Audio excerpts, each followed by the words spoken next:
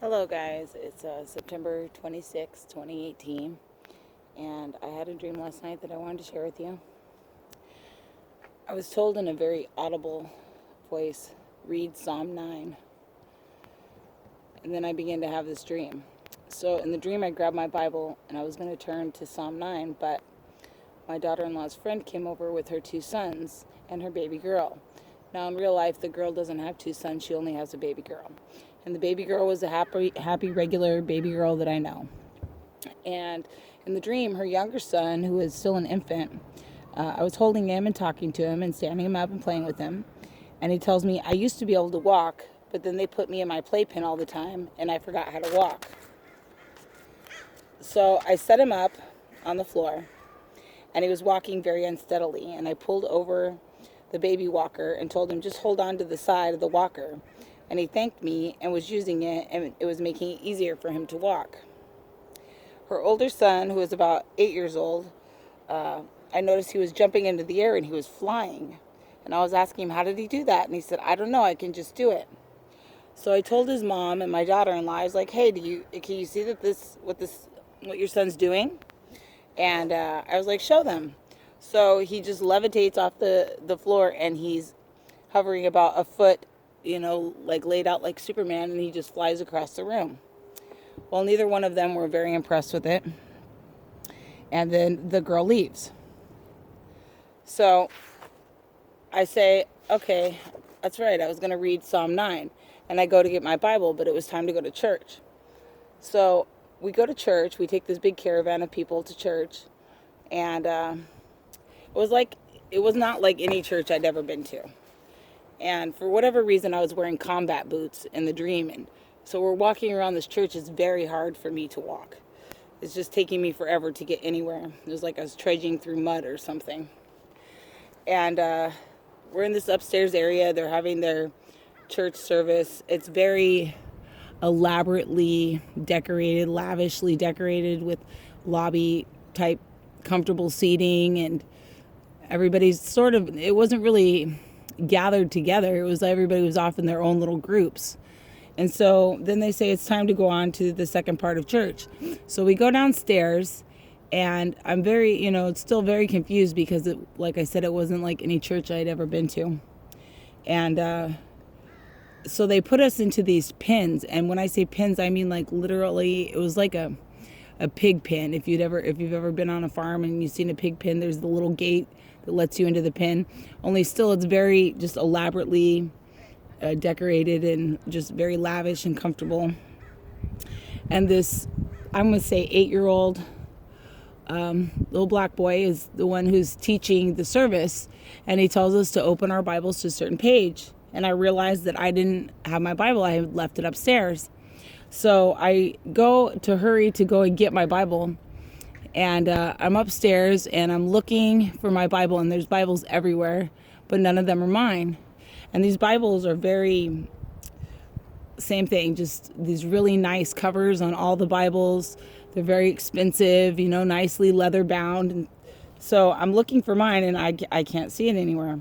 And then I hear this elderly woman, exclaiming, whose Bible is this? Who brought this piece of trash in here? And I look over, and she's tearing my Bible up.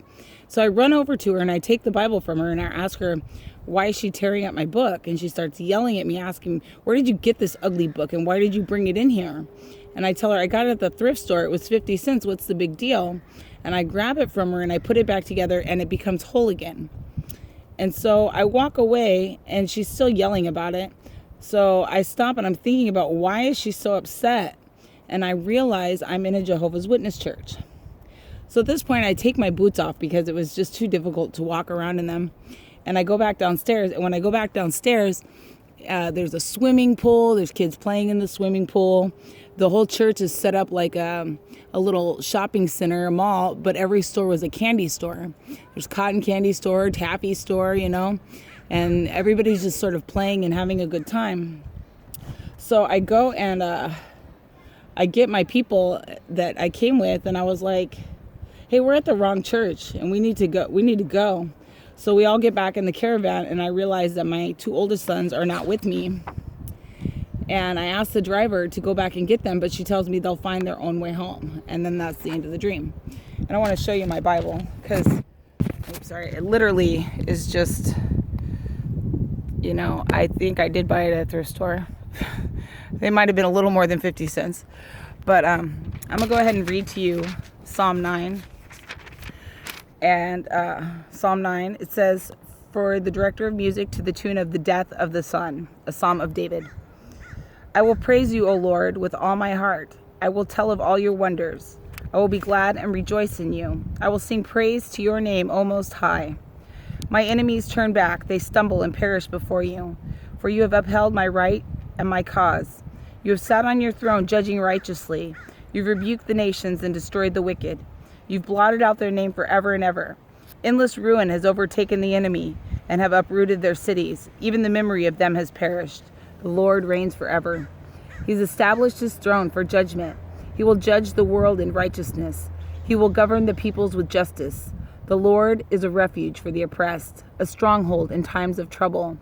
Those who know your name will trust in you, for you, Lord, have never forsaken those who seek you. Sing praises to the Lord enthroned in Zion. Proclaim among the nations what he has done. For he who avenges blood remembers. He does not ignore the cry of the afflicted. O Lord, see how my enemies persecute me. Have mercy and lift me up from the gates of death, that I may declare your praises in the gates of the daughter of Zion, and there rejoice in your salvation. The nations have fallen into the pit they have dug. Their feet are caught in the net they have hidden. The Lord is known by his justice. The wicked are ensnared by the work of their hands. The wicked return to the grave, all the nations that forgot God. But the needy will not always be forgotten, nor the hope of the afflicted ever perish.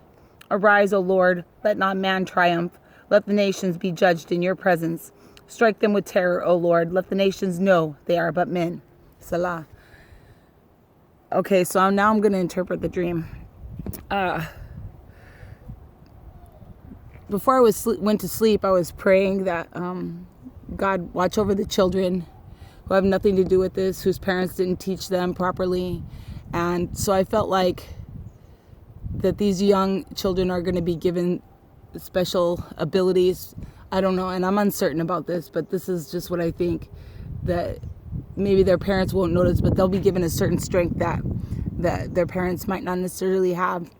And then the church is the false teachings, and that's why they were tearing up my Bible. They didn't want to hear it. That's not their Bible. It's not the right Bible. And that's why when I was looking around at all those Bibles, it doesn't matter how pretty they are or how much they cost.